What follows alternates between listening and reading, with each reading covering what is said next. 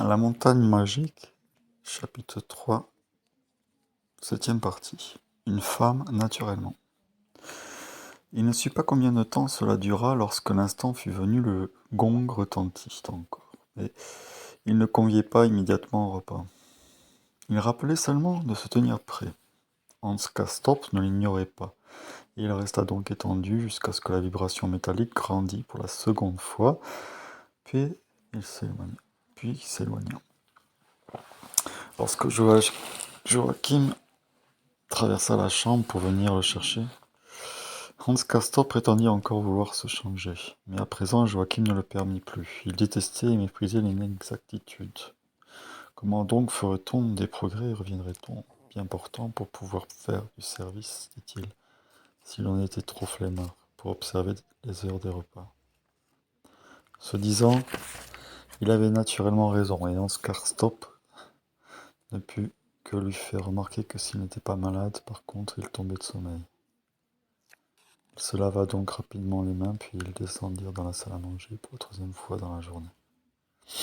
Par les deux entrées, les pensionnaires affluaient. Ils venaient aussi par les portes de la véranda qui étaient ouvertes, et bientôt tous furent assis à cette table, comme s'ils ne les avaient jamais quittés. Telle était du moins l'impression qu'avait Hans Castorp. Une impression de songe tout à fait déraisonnable, naturellement, mais dont son cerveau embrumé, pour la durée de quelques instants, ne put se défendre et dans laquelle il trouva même une certaine satisfaction, car à plusieurs reprises, durant le dîner, il essaya de la rappeler. On obtint chaque fois une illusion parfaite.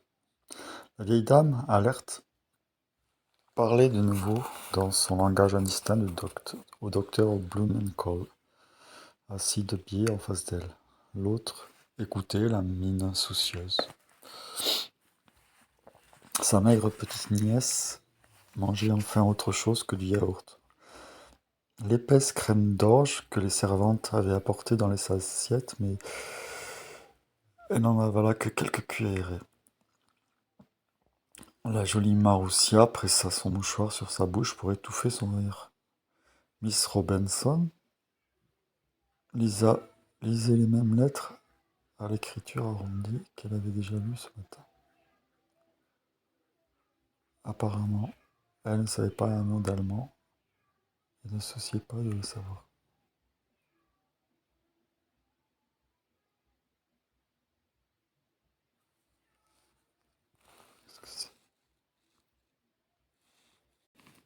Apparemment, elle ne savait pas un mot d'allemand, et ne se souciait pas de le savoir.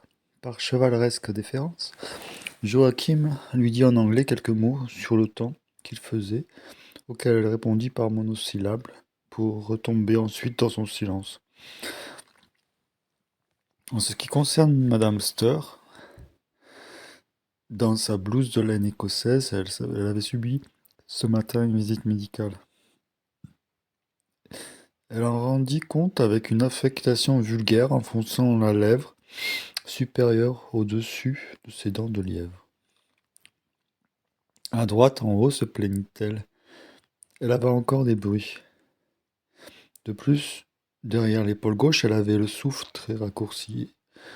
Et il fallait qu'elle restât encore 5 mois de plus, lui avait dit le vieux. Dans sa vulgarité, elle surnommait le docteur Behrens le vieux. D'ailleurs, elle se montrait très indignée que le vieux ne fût pas aujourd'hui assis à leur table. D'après la tournée, elle voulait dire, d'après le roulement, c'était aujourd'hui à midi le tour de leur table. Or déjà, le nouveau, le vieux, déjà, de nouveau, le vieux était assis à la table voisine sur la gauche. En effet, le docteur Behrens était assis là et joignait ses mains énormes sur son assiette. Mais naturellement, c'était la table de la grosse Madame Salomon d'Amsterdam, qui venait tous les jours à table en décolleté, et le vieux y trouvait évidemment son plaisir, bien qu'elle, Madame Stur, ne pût se l'expliquer, puisqu'à l'occasion de chaque visite médicale, il voyait tout ce qu'il voulait de la peau de Madame Salomon. Plus tard, elle rapporta sur un ton de chuchotement excité que, hier soir, dans la salle de repos qui se trouvait sur le toit, la lumière avait été éteinte, et cela dans un but que madame Starr qualifia de transparent. Le vieux s'en était aperçu et avait tempêté au point qu'on l'avait entendu dans tout l'établissement. Mais naturellement, une fois de plus, il n'avait pas découvert le coupable, bien qu'il ne fût pas nécessaire d'avoir fait des études universitaires pour deviner que ça avait été naturellement le capitaine Miklosic de Bucarest, pour qui il ne faisait jamais assez nuit lorsqu'il se trouvait en compagnie de femmes. Un homme qui n'avait pas la moindre culture, bien qu'il portât un corset, et qui était moralement une bête de proie, oui, un fauve, répéta Madame Starr d'une voix étouffée, tandis que la sueur perlait à son front et au-dessus de sa lèvre supérieure. Quel rapport il entretenait avec la femme du consul général Wurmbrand de Vienne? Cela, tout Davos du village à la place commençait à le savoir. Et l'on pouvait à peine à ce propos parler de rapports secrets d'ailleurs, car non seulement le capitaine se rendait parfois dès le matin dans la chambre de la femme du consul, alors qu'elle était encore au lit, et il assistait ensuite à toute sa toilette, mais encore mardi dernier, il n'était sorti de la chambre de la Wurmbrand qu'à 4 heures du matin.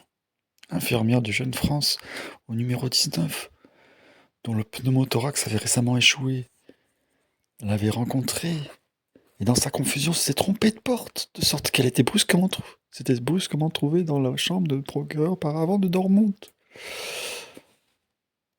Enfin, madame Starr se livra encore à des considérations sur un institut cosmique qui se trouvait dans le village et où elle achetait son eau dentifrice.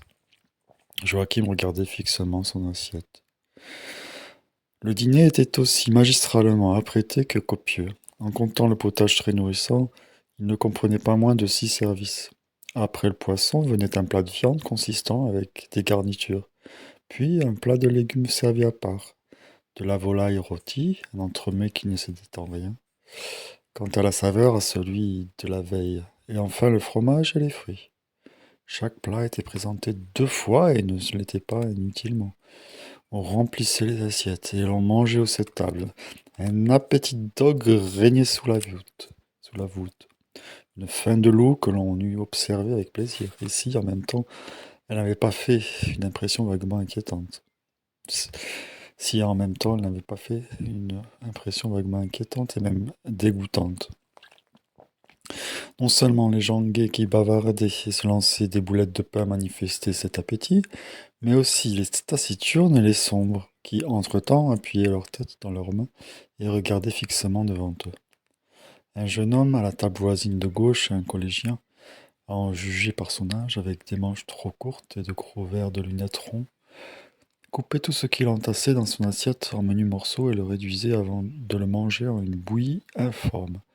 Puis il se penchait et se mettait à dévorer, en passant de temps en temps sa serviette ou ses lunettes pour essuyer ses yeux, y séchant on ne savait quoi, des larmes ou de la sueur. Deux incidents se produisirent durant le repas principal et éveillèrent l'attention de Hans Castorp, pour autant que son état le permit. Tout d'abord, la porte vitrée claqua de nouveau. C'était au poisson. Hans Castorp tressaillit, outré et dans sa violente colère, et il se dit à lui-même que cette fois il fallait absolument qu'il connût le coupable. Non seulement il le pensa, mais il l'articula du bout des lèvres, tant il prenait cela au sérieux. « Il faut que je sache !» chuchota-t-il avec une violence exagérée, de telle sorte que Miss Robinson et l'institutrice le regardèrent étonnés. Et en même temps, il tourna son torse à gauche et ouvrit tout grand ses yeux injectés de sang. C'était une dame qui traversait la salle, une jeune fille plutôt, une de taille moyenne, vêtue d'un chandail blanc et d'une jupe de couleur, avec des cheveux d'un blond roux qu'elle portait simplement en natte disposée autour de la tête. Hans Castorp ne vit que peu de choses, son profil presque rien du tout. Elle marchait sans bruit, ce qui faisait un singulier contraste avec son entrée bruyante. Elle marchait d'une manière étrangement furtive et la tête un peu penchée en avant, vers la dernière table de gauche perpendiculaire à la porte de la véranda. À la table des Russes, bien, par conséquent, en gardant une main dans la poche de son gilet de laine collante, mais en portant l'autre qui maintenait et remettait en ordre sa chevelure derrière sa tête. Hans Castorp regardait cette main, il avait un sens trop sûr et une intention très critique pour les mains. Et lorsqu'il faisait de nouvelles connaissances, il avait l'habitude de fixer d'abord ses yeux sur cette partie du corps, les mains. Ce n'était pas précisément une main de dame, cette main qui soutenait des cheveux. Elle n'était ni soignée ni affinée, comme l'étaient ordinaires les mains de femmes dans les milieux où fréquentait Hans Castorp. Assez large, avec des doigts courts, elle avait quelque chose de puéril et de primitif, quelque chose de la main d'une écolière. Ses ongles ignoraient visiblement la manicure. Ils étaient coupés tant bien que mal, comme chez une écolière, et sur leur côté la peau semblait un peu irritée, presque comme si elle était sujette au petit vice de ronger ses doigts. D'ailleurs, Hans Castorp se rendit compte de cela plutôt par une sorte de sentiment confus que par ses yeux, la distance étant par trop grande. D'un hochement de tête, la retardataire salua ses compagnons de table, et en s'asseyant, le dos tourné à la salle, à côté du docteur Krokowski, qui présidait là-bas, elle se retourna, tenant toujours ses cheveux dans sa main, la tête au-dessus de l'épaule, et considéra le public, ce qui permit à Hans Castorp de remarquer rapidement qu'elle avait de larges pommettes et des yeux étroits. Un vague souvenir d'il ne savait quoi, et d'il ne savait qui, l'effleura un instant lorsqu'il la vit. Naturellement une femme, pensa Hans Castorp, et de nouveau il articula ces mots aussi nettement que l'institutrice, mademoiselle Engelhardt, comprit ce qu'il disait. La vieille fille indigente sourit avec attendrissement. Cela, c'est madame Chauchat, dit-elle. Elle est si négligente, une femme délicieuse. Et en même temps, la rougeur duvetteuse des joues de mademoiselle Engelhardt s'accrut d'une ombre, ce qui était toujours le cas lorsqu'elle ouvrait la bouche. Française demanda Hans Castorp sévèrement. Non, elle est russe, dit mademoiselle Engelhardt. Peut-être son mari est-il français ou d'origine française, je n'en sais rien. Serait-ce celui-là demanda Hans Castorp encore irrité. Et il désigna un monsieur aux épaules tombantes à la table des Russes bien. Oh non, il n'est pas là, répondit l'institutrice. Il n'avait même jamais séjourné ici, ajouta-t-elle. On ne le connaissait pas du tout ici. Elle devrait fermer la porte convenablement, dit Hans Castorp. Elle claque toujours les portes. En voilà des manières. Et l'institutrice, ayant accueilli la leçon avec un sourire humble, comme si elle-même était la coupable, il ne fut plus question davantage de madame Chauchat. Le deuxième incident fut le suivant. Le docteur Blumenkohl quitta pour quelques instants la salle, rien de plus. Soudain, l'expression de dégoût de son visage s'accentua. Il considéra fixement un point précis, puis d'un geste discret, il repoussa sa chaise et sortit. Mais à ce moment-là, la grande vulgarité de madame Storr apparut sous son jour le plus cru, car, par satisfaction sans doute de se savoir moins malade que Blumenkohl, elle accompagna sa sortie de commentaires mi-pitoyables, mi-dédaigneux. Le malheureux. En voilà encore un qui aura bientôt fini de piper. Voilà déjà de nouveau qui doit s'entretenir avec Henri le Bleu. Sans être obligée de surmonter la moindre répugnance, avec un entêtement borné, elle prononça cette expression grotesque. Henri le Bleu. Et Hans Castorp éprouva un mélange de terreur et d'envie de rire lorsqu'elle articula ces mots. D'ailleurs, le docteur Blumenkohl revint au bout de quelques minutes de la même façon directe, discrète, dont il était sorti. Reprit sa place et se mit à manger. Lui aussi mangeait beaucoup, et il se servait 2 fois de chaque plat, sans mot dire, avec une expression soucieuse et fermée. Puis le repas prit fin grâce à un service adroit. La naine en particulier était un être au pied rapide. Il n'avait duré qu'une demi-heure, qu'une bonne heure même. Hans Castorp respira difficilement et sans trop savoir comment il était monté, était de nouveau allongé sur son excellente chaise longue dans sa loge de balcon, car après le repas il y avait cure de repos jusqu'au thé. C'était même la plus importante de la journée et elle devait être sévèrement observée.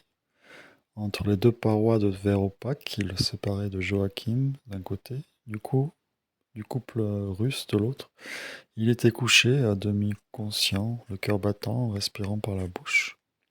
Lorsqu'il se servit de son mouchoir, il le trouva rougi de sang, mais mais il n'eut pas la force de s'en inquiéter.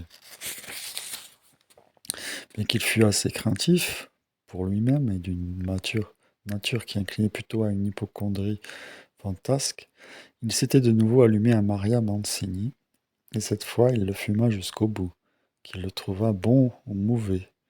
En proie au vertige, oppressé, songeur, il pensait à l'étrange façon dont il se comportait ici. 2 ou 3 fois sa poitrine fut ébranlée par un rire intérieur, en songeant à l'odieuse expression de madame Stor, dont sa vulgarité s'était servie.